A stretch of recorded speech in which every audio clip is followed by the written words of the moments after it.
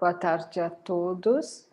Agradeço o convite da Comissão Científica e Organizadora deste Gero Experience para participar desta mesa com o tema Autonomia do Idoso e Suporte da Família na Tomada de Decisões. E parabenizo-os pela iniciativa deste evento. Hoje é um dia bastante importante para nós, terapeutas ocupacionais. Hoje é o Dia Internacional da Terapia Ocupacional e convidamos a todos os senhores para comemorar conosco no grupo TO Geronto, que vem comemorando durante toda essa semana este grande evento mundial. Falar sobre autonomia incide falar sobre processos de envelhecimento, processos de desenvolvimento. As diferenças encontradas no processo de envelhecimento se devem à forma como cada indivíduo organizou seu curso de vida, dependendo das circunstâncias históricas e culturais, claro, sociais também, que estiveram presentes durante a sua trajetória, dependendo das diferenças genéticas de cada indivíduo, das interações entre esses fatores genéticos e ambientais, da incidência de diferentes patologias durante o desenvolvimento normal, dos hábitos adquiridos e mantidos durante a vida, mas também da estimulação mental recebida e aplicada durante a vida, das formas como a pessoa lida com os fatores estressores e até do apoio psicológico que recebeu ou recebe de outras pessoas ou de instituições em situações difíceis da vida. Também de atitude positiva e negativa perante a vida e de outros fatores que minimizam ou maximizam a qualidade de vida de uma pessoa idosa. Os desafios são grandes. Contribuir para que, apesar das progressivas limitações que possam ocorrer, as pessoas idosas tenham a capacidade de redescobrir possibilidade de viver sua própria história com a máxima qualidade de vida. Essas possibilidades só aumentam à medida em que a sociedade considera o contexto familiar e social e consegue reconhecer potencialidades e valores nas pessoas idosas. Portanto, parte das dificuldades das pessoas idosas pode estar mais relacionada a uma cultura que as desvalorize e as limite. O ideal é que a cultura, então, se modifique a partir do envelhecimento populacional, valorizando e ampliando as ações para que os idosos tenham o seu lugar e beneficiem a nossa sociedade também. As diferenças entre autonomia e capacidade funcional têm que ser discutidas nessa apresentação, porque não significam a mesma coisa. Elas não têm o mesmo conceito. Interagem entre si, assim como existe uma interação entre idosos e familiares, e esses conceitos são pertinentes a esta interação. Autonomia é conceituada como a capacidade de agir de forma autônoma, tanto no atendimento às necessidades de dependência quanto na independência, segundo Hertz. Ter autonomia é ser protagonista da sua história, ter capacidade de direcionar a vida positivamente e assumir o poder de tomar decisões importantes, sem precisar delegar o poder a outras pessoas. Esse princípio é essencial na manutenção do bem-estar e da promoção da qualidade de vida na velhice. A participação cada vez mais ativa dos idosos na renda familiar, em diferentes programas educativos, de lazer, esportivos, culturais, em outros espaços, com atividades voltadas para essa faixa etária, têm sido vistos constantemente na nossa história agora. Assim, preservar essa autonomia dos idosos valoriza essa ideia de que as pessoas, mesmo com idade mais avançada, têm esse papel vital e indispensável na sociedade. Olha só, o Ari Fontoura tem um perfil no Instagram que vale a pena seguir. Ele tem feito umas coisas maravilhosas, recomendo. A autonomia tem, então, alguns domínios que foi discutido pelo pesquisador e Hertz mostra que a voluntariedade, a capacidade de escolher cursos de ação, a liberdade para acessar informações e recursos, a individualidade em reconhecer as necessidades dos objetivos pessoais e a autodireção, a sensação de estar no controle do seu destino, têm de ser avaliadas, acompanhadas e, às vezes, remodeladas ou desenvolvidas em algumas pessoas. O processo educativo da autonomia se dá ao longo de uma vida inteira. Conta com a própria experiência pessoal na construção de valores morais, mas também com os fatores interpessoais desses valores com a sociedade, dessa moral com a sociedade. Os valores e fatores também de própria saúde e de educação das pessoas. Influência de variáveis externas, como a cultura, o contexto social, das redes sociais, as redes de suporte, o contexto familiar, quais os arranjos familiares que a gente tem, os fatores socioeconômicos, o local onde a pessoa vive, políticas públicas, como saneamento básico, entre outras, a própria educação, são constituintes da autonomia de uma pessoa. As avaliações subjetivas feitas pelos familiares das situações que envolvem uma pessoa idosa são fortemente influenciadas por essas crenças, por prioridades das próprias pessoas e valores que elas possuem, pelo relacionamento passado e pelo relacionamento atual com o idoso dentro do contexto familiar, pelas representações sociais da velhice e também do papel do cuidador que eles mesmos constroem. Assim, nós podemos notar que a participação de familiares é muito significativa no que se refere à qualidade de vida e também na tomada de decisão dessas pessoas. Quando a gente diz que autonomia é diferente de capacidade funcional, nós vamos então estabelecer agora o que é a capacidade funcional. A Classificação Internacional de Comprometimentos, Incapacidades e Desvantagem, o ICID, em 1980, é colocado pela Organização Mundial da Saúde como um modelo que identifica 3 conceitos ou níveis: o orgânico, que é o comprometimento, o pessoal, a incapacidade, e o social, a desvantagem. A propaganda mais exemplificada, ou que melhor exemplificou este modelo, era assim, nos anos 80. O Luizinho 10 em português, a Luizinha 10 em matemática e o Zezinho 5 de miopia, né? Que era uma propaganda que chamava a atenção para o comprometimento, a incapacidade e a desvantagem da criança dentro de uma sala de aula.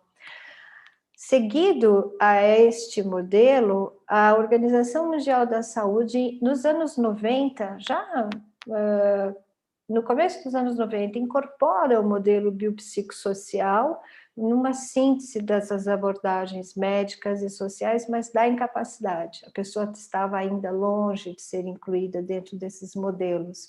Cada dimensão da incapacidade era conceituada como uma interação entre fatores intrínsecos do indivíduo, quer dizer, a sua própria incapacidade, e aqueles do ambiente físico e social. Então, nesta época, nós ganhamos o poder da acessibilidade, da construção das rampas, da construção do uso da ABNT, né? E discutimos e colocamos em alguns lugares, conseguimos em alguns ambientes mais acessíveis às pessoas que tinham incapacidade nessa época.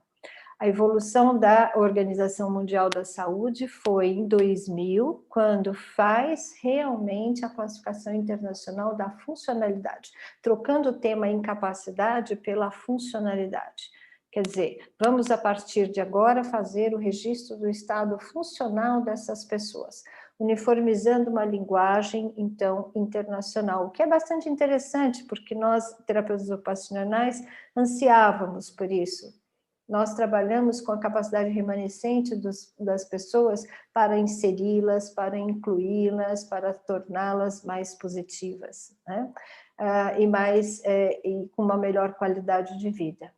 A funcionalidade, nesta época, então, ampliou o seu significado para incluir experiências positivas, registrando as potencialidades das pessoas portadoras de deficiência, através da medida da capacidade para superar diferentes níveis de dificuldade. Mas temos que discutir também o que é dependência dentro desses contextos, que é o que a gente lida na prática, no dia a dia.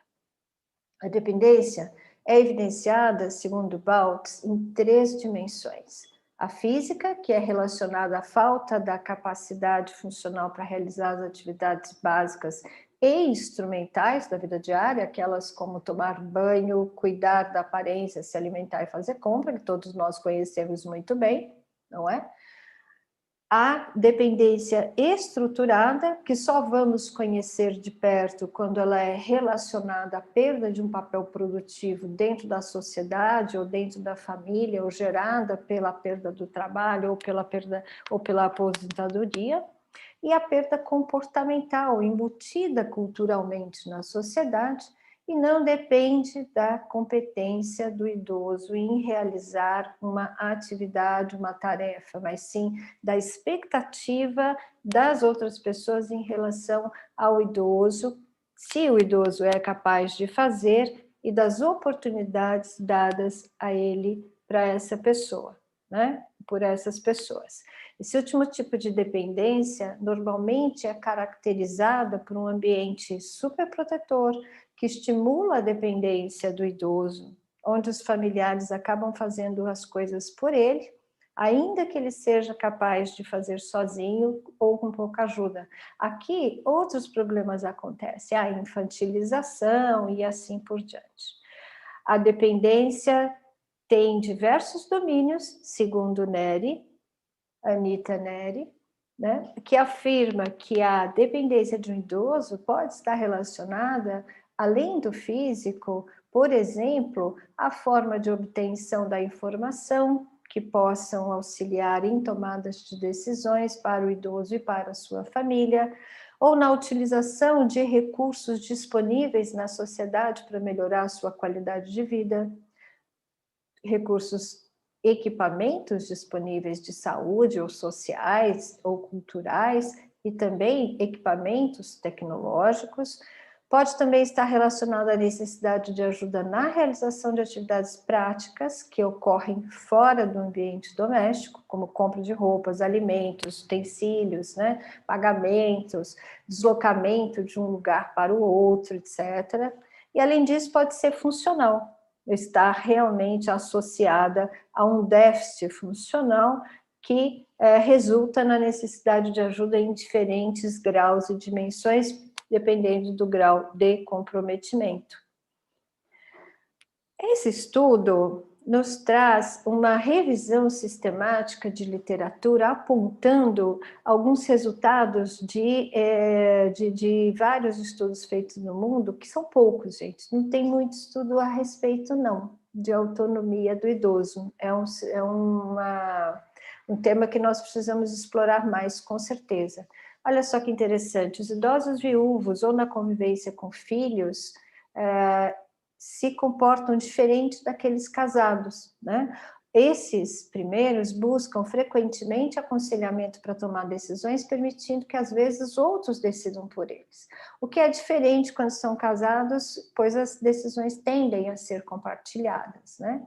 Idosos do sexo masculino, no outro estudo, se mostraram mais propenso a apresentar maior eficácia e de tomada de decisão por ter maior escolaridade e melhor saúde. No contexto domiciliar, neste mesmo estudo, o relacionamento do idoso com o cuidador foi de suma importância e influenciador na tomada de decisão ativa, ao passo que idosos em instituições, mesmo ou em cuidados domiciliares, tinham a sua autonomia mais restrita. Residentes de instituições de longa permanência obtinham autonomia quando era permitido a eles que fizessem de forma independente as suas AVDs, que desempenhassem de forma independente as suas AVDs, com um melhor funcionamento cognitivo e melhor na qualidade de vida também. Para a mensuração da autonomia, a maioria dos estudos analisou o aspecto percepção da autonomia, sendo utilizado o Hertz Perceived Enactment of Autonomy Scale, ou PEA, ou PEA, na versão chinesa. Um estudo utilizou um questionário estruturado para avaliar a tomada de decisão ativa dos idosos, com ou sem solicitação de conselhos, e em outro estudo ainda realizou uma análise sobre uma influência do relacionamento do paciente idoso com o seu companheiro ou companheira na tomada de decisão ativa. Foi feito através de entrevistas filmadas ou gravadas. A PEA é composta por 31 itens, com 3 subescalas: a voluntariedade, a individualidade e o autodirecionamento, como já dissemos anteriormente. Cada item é pontuado entre 1 e 4, com altas pontuações, indicando um bom nível de percepção de autonomia. Este estudo chinês, então, trabalhou com o questionário de satisfação com a vida, com a versão chinesa de PEA, a escala de autonomia, né? O índice de atividade de Bartel e uma ficha de dados pessoais. Esse estudo foi desenhado para examinar a autonomia como um mediador entre a capacidade funcional e a satisfação de vida em idosos residentes em instituições de longa permanência. Os resultados indicaram que a capacidade funcional estava mais significativamente associada à autonomia do que à satisfação de vida, certo?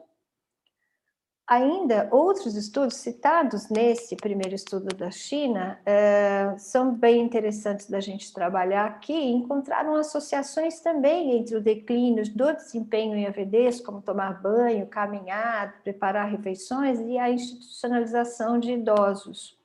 O estudo qualitativo também citado neste artigo, conduzido na Finlândia, constatou que a dependência da assistência nas AVDs foi uma barreira bastante importante, uma barreira interna para o exercício da autonomia pessoal nas instituições de longa permanência. Ou seja, a dependência de assistência para a AVD limitou a capacidade de fazer escolhas e decisões livres e de agir por vontade própria, também apontado nesse terceiro estudo, não é? Esse estudo brasileiro é bastante interessante porque usa a PEA em tradução livre, com a anuência do autor, mas não foi feita uma tradução transcultural. E encontrou também que a única variável que influenciou a percepção de autonomia foi a funcionalidade. Assim, quanto mais alta a funcionalidade, maior a percepção de autonomia do indivíduo. Essa pesquisa foi derivada de um estudo transversal, do estudo de fragilidade do México, com informações de 1.250 idosos de 60 anos ou mais, idosos residentes na comunidade, cujos dados foram obtidos por meio de questionário que incluiu características sociodemográficas, também e diferentes escalas geriátricas, de avaliações geriátricas. A percepção de autonomia foi avaliada com a subescala da autonomia da escala de qualidade de vida de idosos da Organização Mundial da Saúde, não foi com a PEA. A escala de desenvolvimento, essa escala de qualidade de vida da Organização Mundial da Saúde é composta por 24 itens avaliados em uma escala de 5 pontos e cobre 6 domínios: habilidades sensoriais, autonomia, atividades passadas, presentes e futuras, participação social, morte, morrer e intimidade. Os scores mais altos incluem maior qualidade de vida. Está traduzida e validada para o português desde 2006. A constatação de que a manutenção de autonomia está intimamente conectada ao conceito de qualidade de vida não é recente. A afirmação de Kalash, Veras e Ramos, em 1987, defende que a qualidade de vida pode ser quantificada através do nível de autonomia com que o indivíduo, o idoso, desempenha as atividades do seu cotidiano, tornando-o independente dentro do seu meio social, econômico e cultural. Ainda, segundo a Organização Mundial da Saúde, o conceito de autonomia diz respeito à capacidade percebida do sujeito para controlar e lidar com as situações de poder tomar decisões sobre a sua vida de acordo com as suas regras e as suas preferências.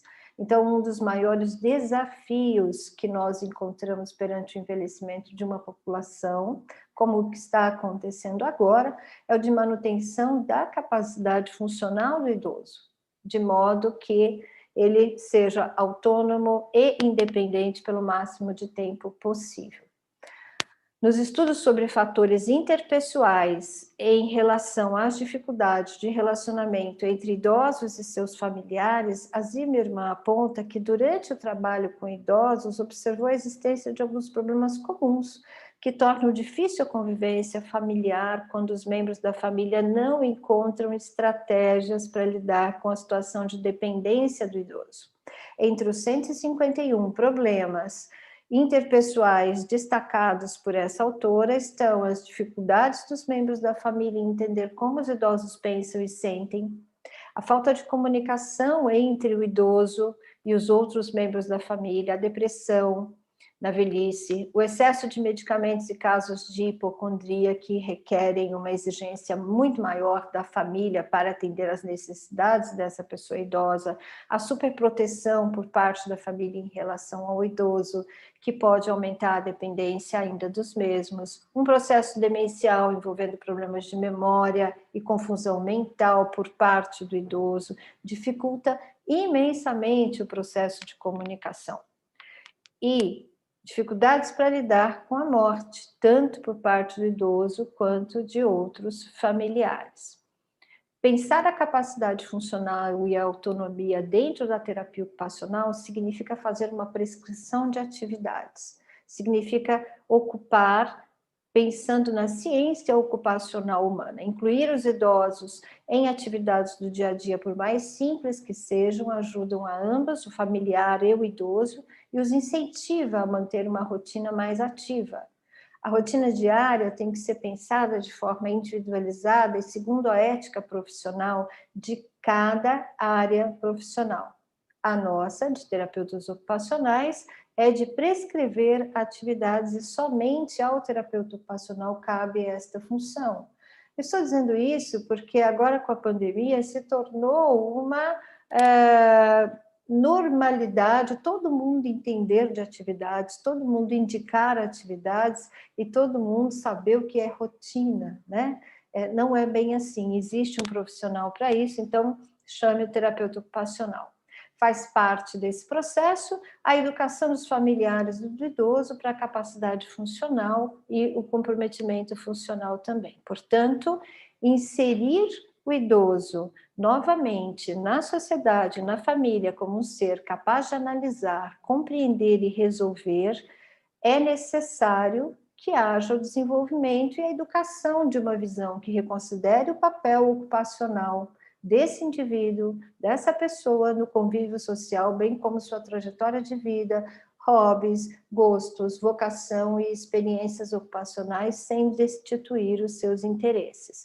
O entendimento da importância da atenção primária ao idoso, com foco na autonomia, na capacidade funcional, na equidade do indivíduo, bem como suas necessidades e dificuldades, influenciando positivamente essa formação humanista e diferenciada para a atuação profissional. É o que nós procuramos do tempo todo no nosso grupo de gerontologia.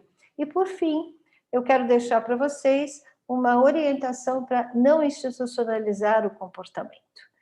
Cuidados ao prescrever ou ao estabelecer condutas que possam institucionalizar as pessoas dentro da sua própria casa, dentro da instituição que elas já estão, ou dentro dos programas de saúde que nós podemos estabelecer.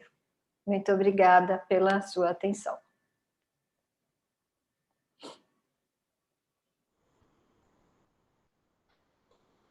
Olá, bem-vindo ao Gero Experience. Eu sou Rosina Gabriele, médica geriatra, e esse vídeo vai apresentar os desafios na abordagem interdisciplinar do idoso com multimorbidade.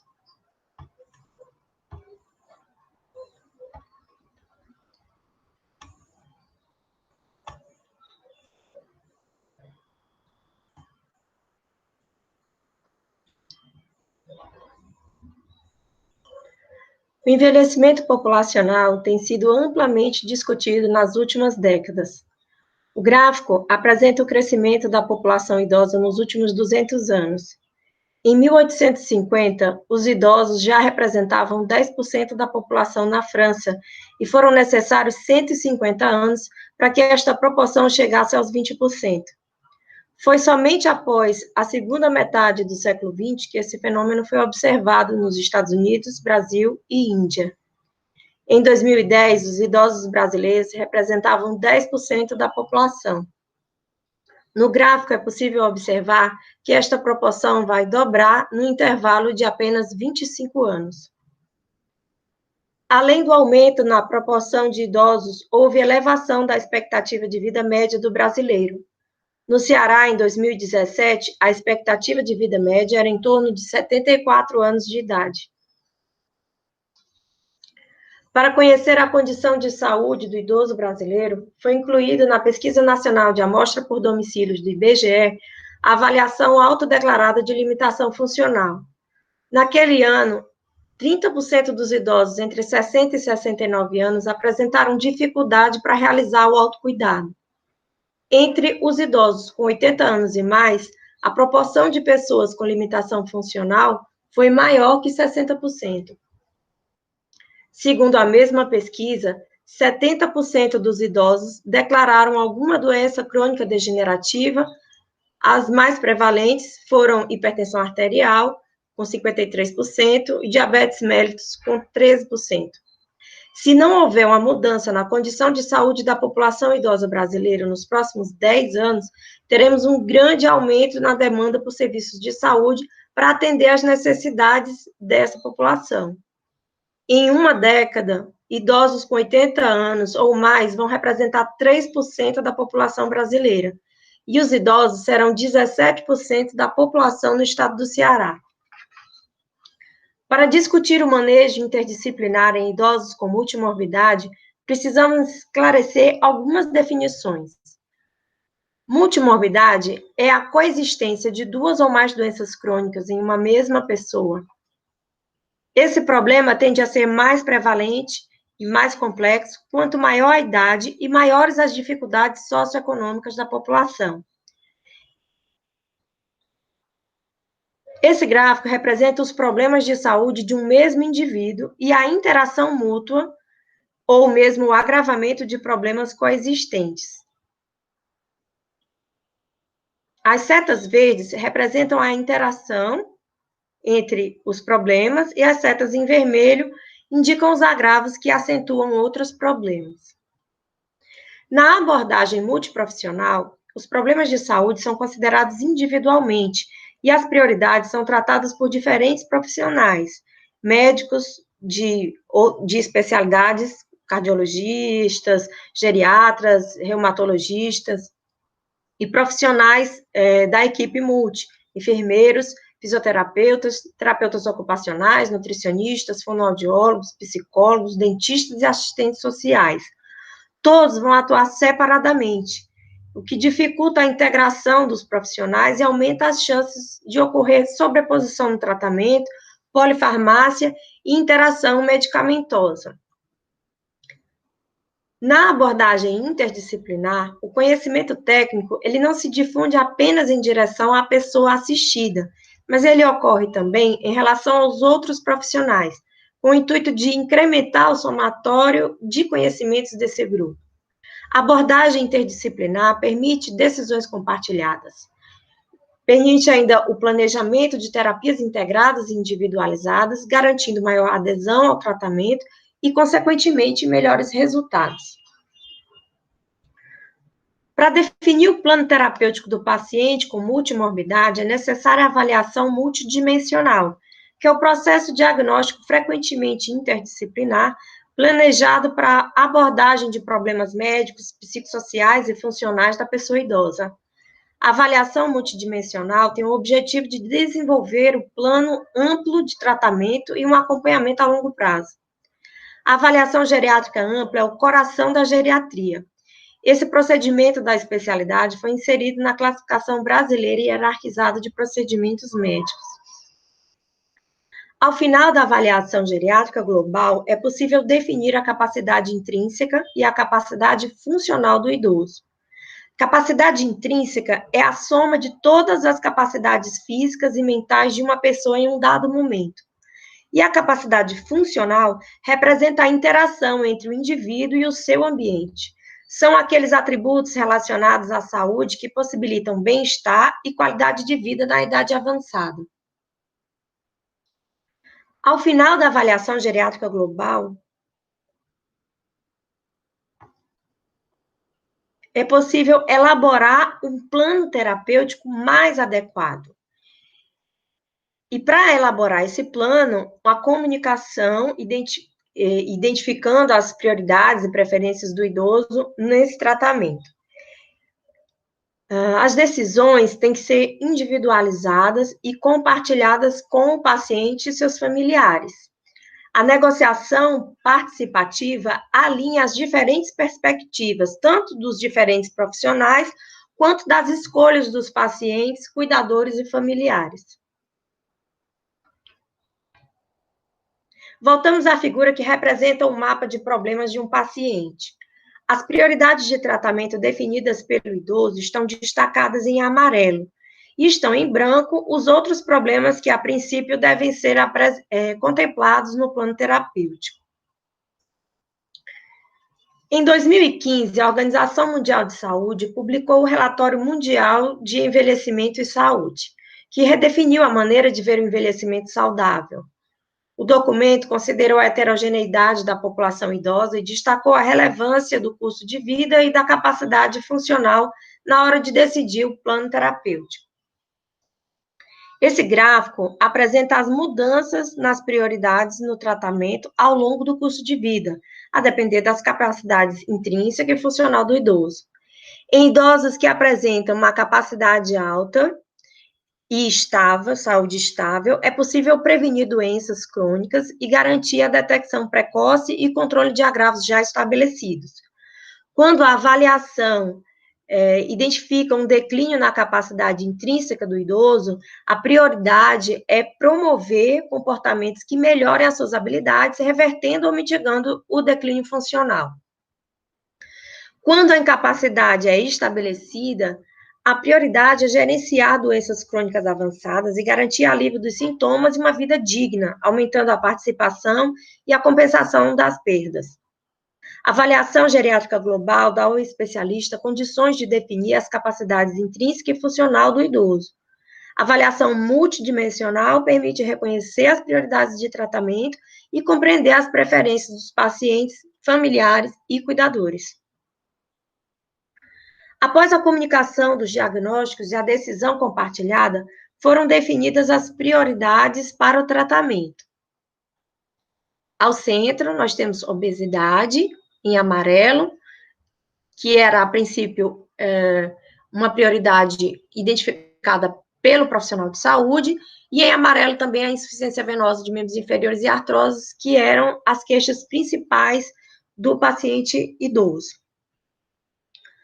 Então, a obesidade é a palavra-chave que passou a ocupar o centro da figura, porque o tratamento da obesidade vai ser a abordagem de maior influência nos demais agravos. A artrose, a insuficiência venosa de membros inferiores, considerado pelo paciente os problemas mais relevantes, também estão em destaque. O plano terapêutico individualizado deve abordar preferencialmente esses três problemas. As infinitas possibilidades na abordagem individualizada dessa população impossibilitam a criação de diretrizes para pacientes com multimorbidade. Por essa razão, a American Geriatric Society reuniu um grupo de especialistas e geriatras, cardiologistas, para definir os princípios do cuidado para idosos com multimorbidades.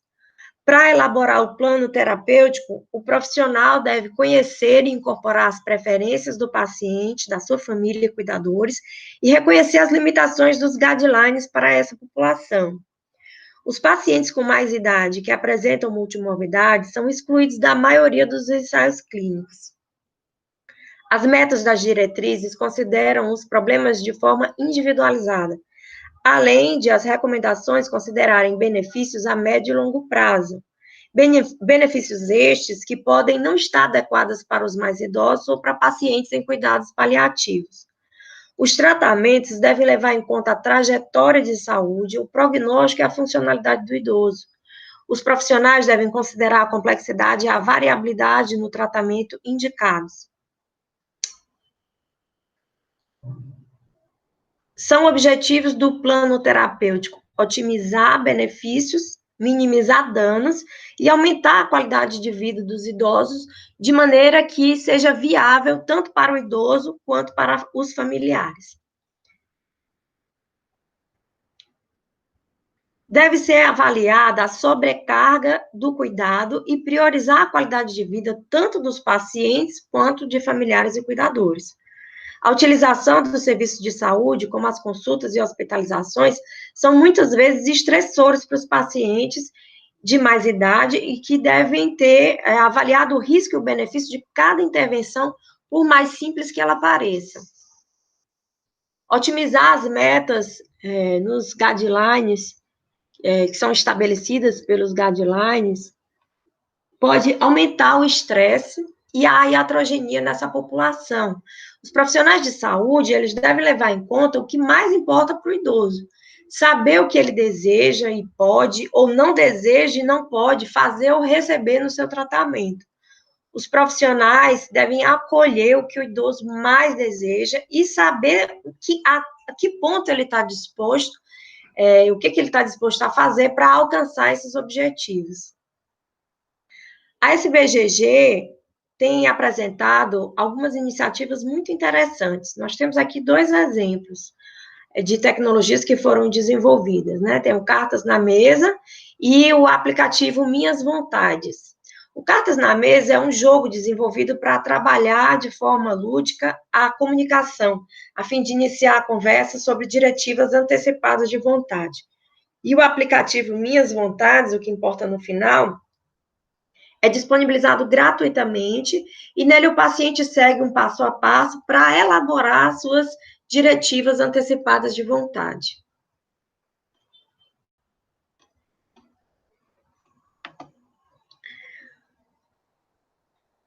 Frequentemente, o idoso com multimorbidade e acompanhado por diversos profissionais de saúde de diferentes especialidades, né, e a gente encontra sobreposição de tratamentos, interação medicamentosa e polifarmácia. Então, ao fazer a avaliação do idoso com multimorbidade, o paciente ou o cuidador devem ser estimulados a conhecer as medicações e informar sempre que houver mudança no tratamento realizado por outro profissional. Deve levar, inclusive, para as consultas, a sua sacola de medicamentos. A cada reavaliação do plano terapêutico, devem ser considerados os medicamentos, os seus efeitos adversos, se aquilo ainda é relevante naquele momento do tratamento, assim como as condições que o paciente tem de gerenciar o seu próprio tratamento, como ao utilizar as canetas ou as seringas e agulhas para fazer a aplicação, a autoaplicação de insulina, ou mesmo fazer o monitoramento da sua glicemia. Também deve ser avaliado o risco e o benefício ao solicitar exames e procedimentos que podem ser de difícil execução e oferecer, inclusive, riscos adicionais aos idosos demenciados, pessoas com incapacidade funcional e dificuldade de mobilidade. Após a avaliação da capacidade intrínseca, isso aqui é mais uma revisita àquele gráfico que nós mostramos anteriormente, que ele é muito importante. Em pacientes com a capacidade alta, saúde estável e prognóstico com mais de 10 anos de expectativa de vida e boa funcionalidade, o plano terapêutico deve seguir os guidelines e as preferências do paciente. Na presença de declínio funcional, com expectativa de vida entre 2 a 10 anos, multimorbidade, gravidade das condições de saúde, o planejamento deve alinhar as prioridades de cuidado e as preferências do idoso. E quando houver a perda significativa e comprometimento da habilidade funcional, uma expectativa de vida de 1 a 2 anos, doença avançada, como no caso das demências, neoplasias ou insuficiência cardíaca avançada. Nesses casos, a desprescrição e o manejo de sintomas e os cuidados paliativos são as prioridades. É importante recordar que as decisões compartilhadas dos profissionais de saúde devem levar em conta o objetivo do tratamento, o curso de vida do idoso e o seu prognóstico, os impactos no tratamento e na qualidade de vida do idoso, as preferências do paciente, familiares e cuidadores, as preferências de cuidado e as prioridades do paciente. São muitos os desafios para o cuidado integrado no paciente com multimorbidade, né? Aspectos como a cultura de saúde, que é baseada em evidências que são voltadas para a gestão de uma única condição, a fragmentação do nosso sistema de saúde, as dificuldades de compartilhar os registros no momento em que as decisões são tomadas, a falta de organização e de estrutura que favoreçam um fluxo de trabalho integrado, né, são alguns desses desafios.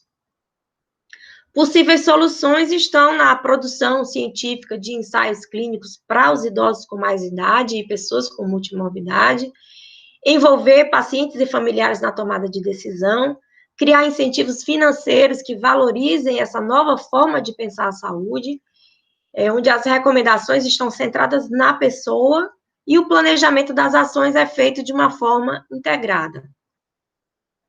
As tecnologias podem reduzir as distâncias e facilitar a comunicação, integrando informações para o usuário, profissionais de saúde, serviços de saúde. A telemedicina aproximou as pessoas e facilitou a interação entre profissionais e usuários durante essa pandemia de Covid-19. A abordagem interdisciplinar não favorece apenas o idoso. Os profissionais que trabalham de forma integrada sentem a valorização das suas ações, construindo um ambiente mais cooperativo e mais saudável de trabalho. Em 2020, a integração e a participação de todos fez toda a diferença. Os problemas do mundo não estão dentro de disciplinas problemas. Temos que trazer as pessoas com diferentes tipos de habilidades e conhecimentos juntos. Ninguém tem tudo o que é necessário.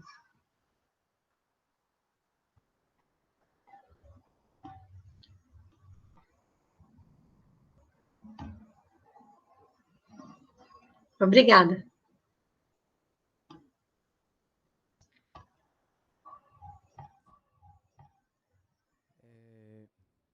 Boa tarde. Boa tarde. Eu não sei quanto a vocês que estavam ouvindo essas brilhantes palestras, mas eu gostei bastante. Viu? Palestras realmente sensacionais que trazem para a gente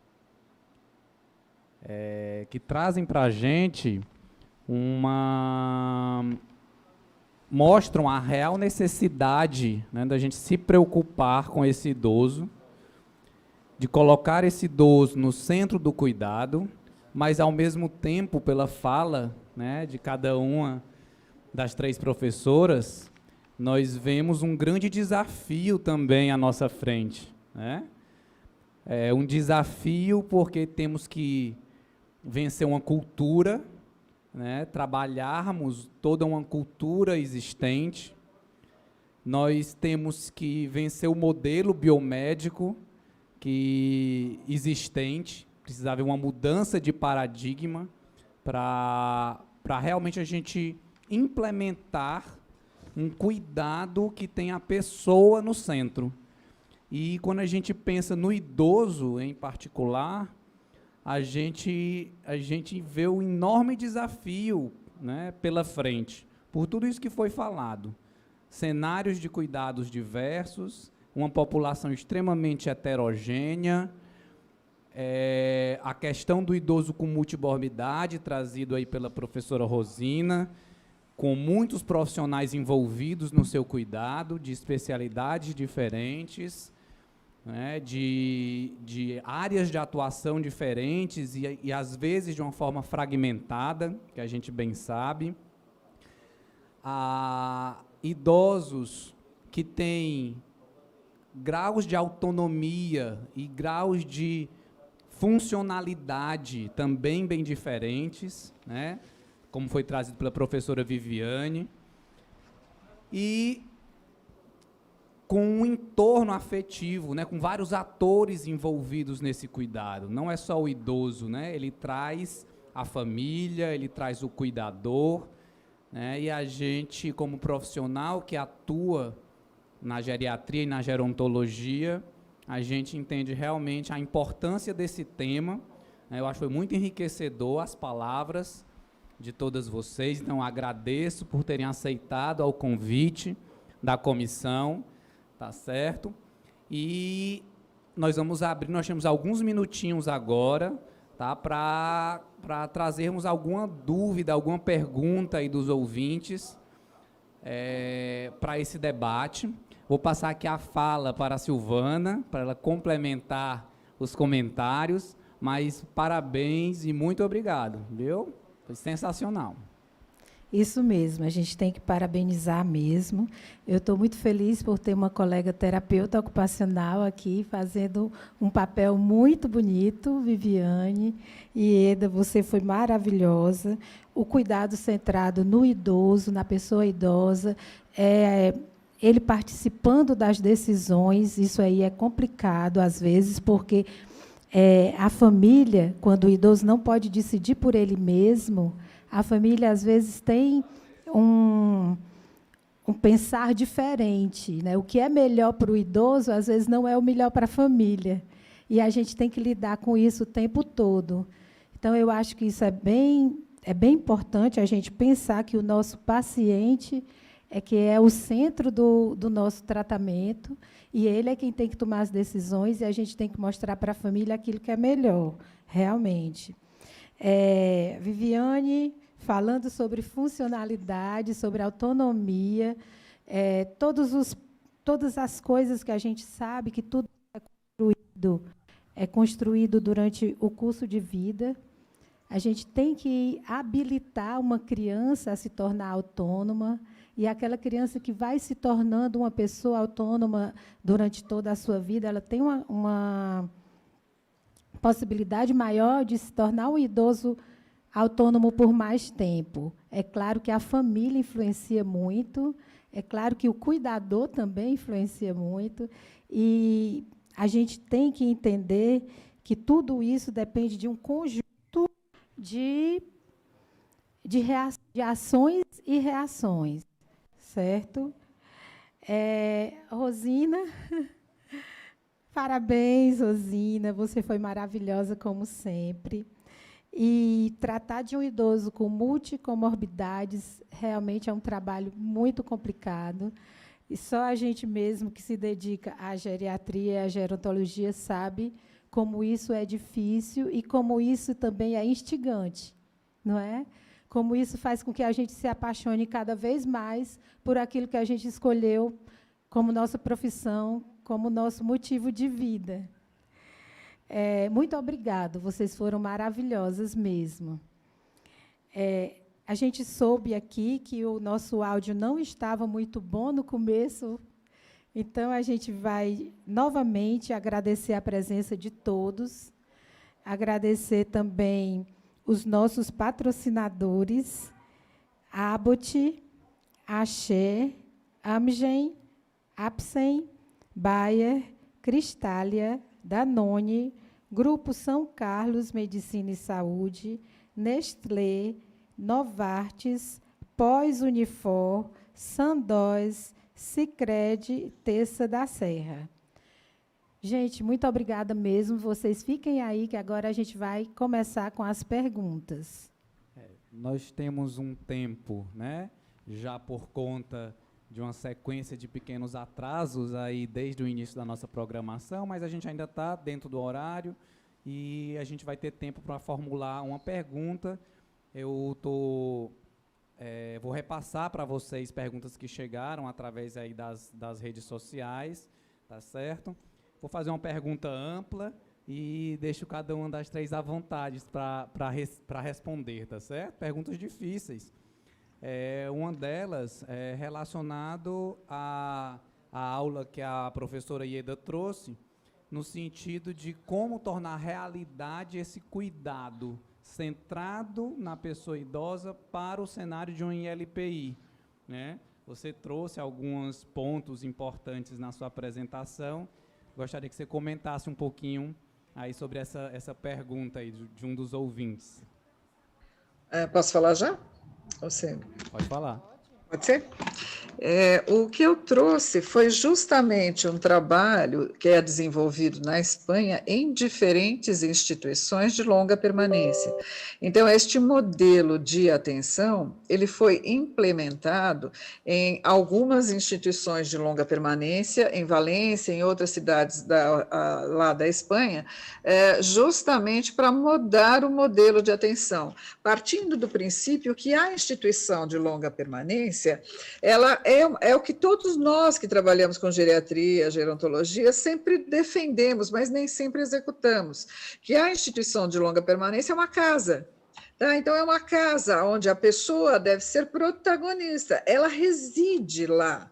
Embora ela seja uma casa coletiva, ela não pode deixar de ser uma casa. Então, na ideia deste modelo de atenção, se é uma casa, eu vou tornar esta casa o mais próxima possível de quem mora lá. Então, não é assim, por exemplo, na nossa casa, se eu divido a minha casa com marido, filhos, etc., não existe a identidade de cada um dentro daquele espaço?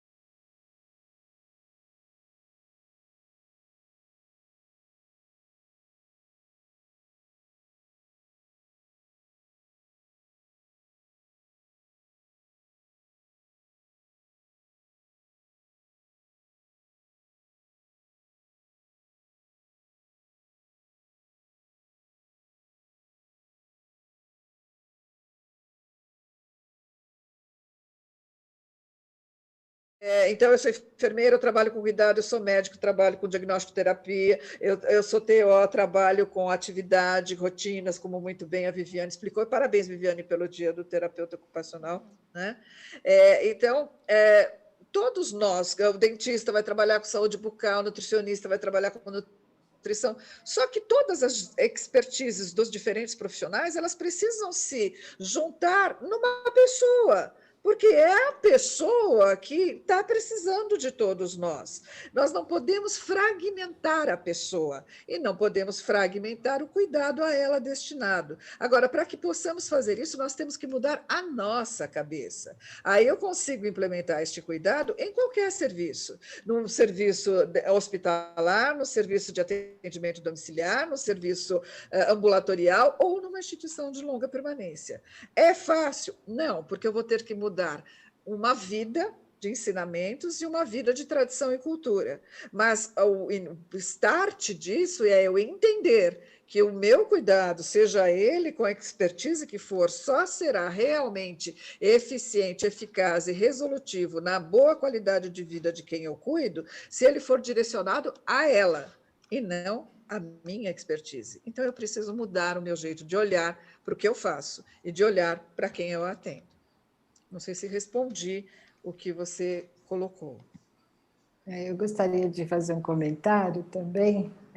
Obrigada, Ieda. É um prazer encontrar vocês aqui.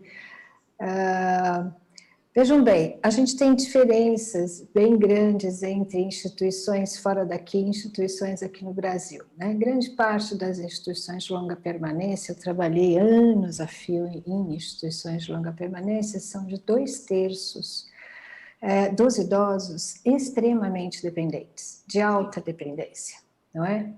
Então, isso dificulta, sim, a gente pensar fora da caixinha, como diz a Ieda, porque a gente tem uma configuração bastante diferenciada, né, aqui. Fora daqui, muitas instituições que eu visitei em Valência, visitei em Sevilha, em Córdoba, são para idosos mais independentes, sabe?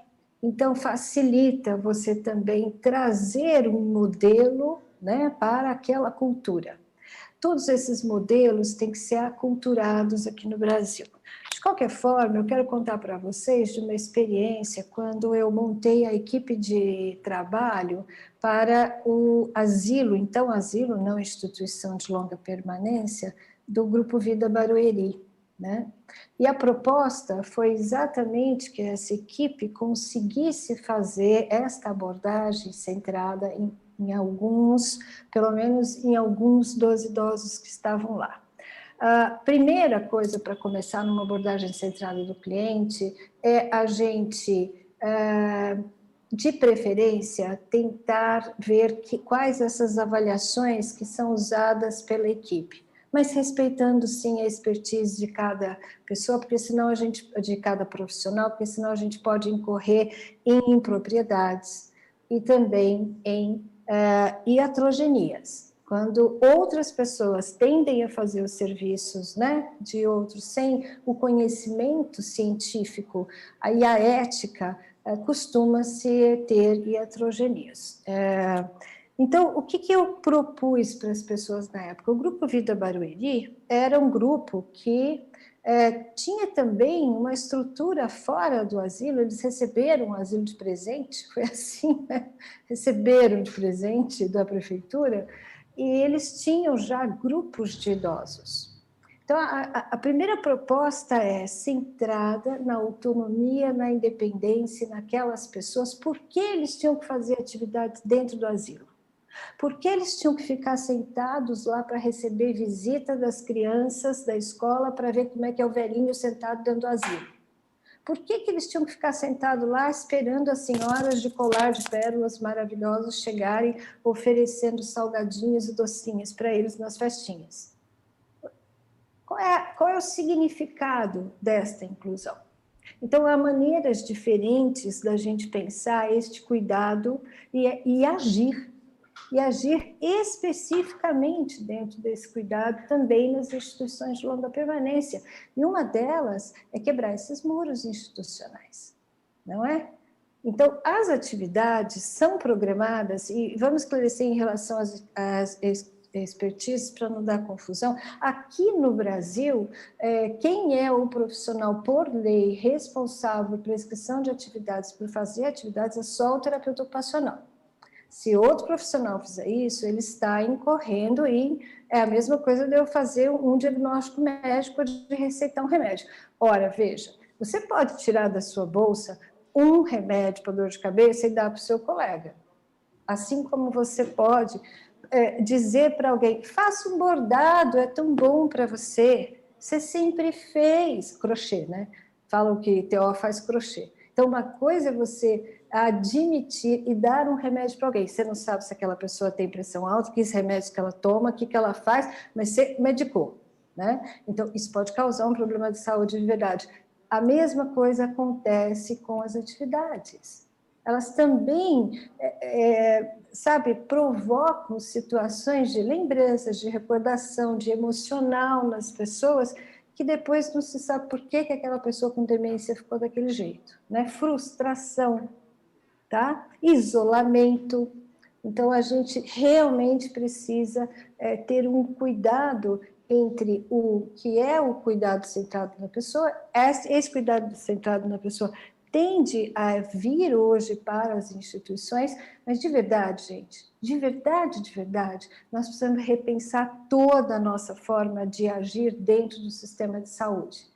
Eu acho que ficar fazendo grupo de fechar idosos num lugar, porque eles podem conviver com eles mesmos, tem que ser repensado também. Tem que ser repensado em termos intergeracionais, em termos de o tipo de comunidade que você tem, que tipo de ação comunitária essas pessoas iam ficar lá, em vez de ficar fazendo só só, né? Oferecendo o profissional oferecendo o seu serviço.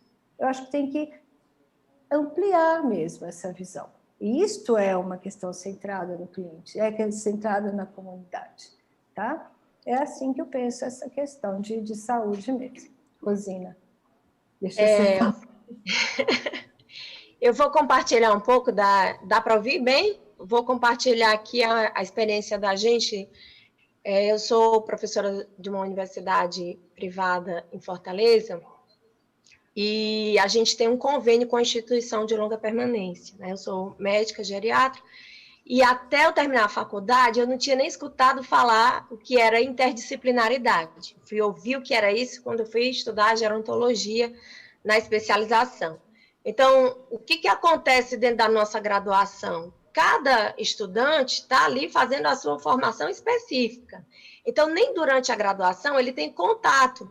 O estudante de medicina com o estudante da enfermagem, da fisioterapia. Então, eles estão ali isolados, né? Então, quando a graduação ela permite ligas, né, de atuação interdisciplinar, espaços onde os estudantes possam compartilhar, essa cultura ela começa a ser formada no profissional que está em formação, né? E é isso que a gente tem muito orgulho do nosso trabalho lá na universidade, porque aquelas fotos que eu mostrei na apresentação, elas são atividades que foram feitas, tem uma campanha de rastreio de hepatite, ali numa das fotos tinha a geriatra, a infectologista, a enfermeira, a gastroenterologista, o acadêmico de medicina, fazendo um trabalho de rastreio de hepatite dentro da instituição. Teve um passeio que foi organizado por uma terapeuta ocupacional da instituição, que envolveu todo mundo ali, ela conseguiu um hotel para fazer o lanche para os idosos, eram todos cadeirantes, eram todos os idosos da enfermaria que estavam naquele passeio, o ônibus era adaptado, os estudantes de medicina ajudaram a levar o pessoal lá, então tinha os funcionários da instituição, né, os colaboradores, o pessoal da equipe interdisciplinar. Então, são experiências dentro da formação dos nossos estudantes que permitiram essa visão do que é o trabalho, né, da equipe. Porque a pessoa que não sabe o que faz um terapeuta ocupacional, quando ele atende um paciente, identifica a necessidade do paciente de ser orientado por esse profissional, se ele nem sabe o que o profissional faz, como é que ele vai, né, como a gente sabe a nossa dificuldade, que é o nosso sistema de saúde, que ele já é por si só compartimentalizado, né? Tem um ambulatório da especialidade X. Então, às vezes, até os espaços estruturalmente são mais difíceis de você chegar perto do profissional, porque é no outro andar que ele está trabalhando. Então, quando a gente entrou na instituição, foi feito esse trabalho de aproximação, a gente foi muito bem acolhido, mas demorou muito tempo até a gente conseguir organizar que fosse num horário legal para todo mundo, por exemplo, uma visita interdisciplinar, onde os casos são discutidos com toda a equipe, que é um dos momentos mais legais que a gente tem dentro do nosso cronograma de atividades, né? Então, a gente tem muito... já é difícil a gente ter locais, principalmente na assistência pública, que dispõem de uma equipe completa, principalmente no interior, nos lugares mais afastados. E quando dispõe dessa equipe completa, ela não é inter, ela é multi.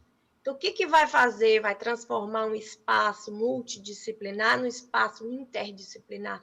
É a atitude nossa, né? É a atitude nossa de chegar lá, de se aproximar, de conhecer o trabalho do outro, respeitar o espaço do outro, que no fim das contas é como se fosse uma orquestra, né? Cada um toca o seu instrumento, mas está todo mundo tocando a mesma música, no mesmo compasso. Tem alguém gerenciando aquilo ali, né? A nossa formação, a doutora Ieda apresentou lá muito bem, falando que precisa ser um profissional, não tem que ter uma especialidade específica, mas o geriatra ele tem esse perfil porque ele conhece o idoso, ele está habituado a trabalhar com a equipe interdisciplinar. Então, como a gente sabe que nós somos poucos para o tamanho do Brasil e para a quantidade de idosos que nós temos, a gente precisa mudar essa cultura de de trabalhar cada um no seu departamento, é agora, né?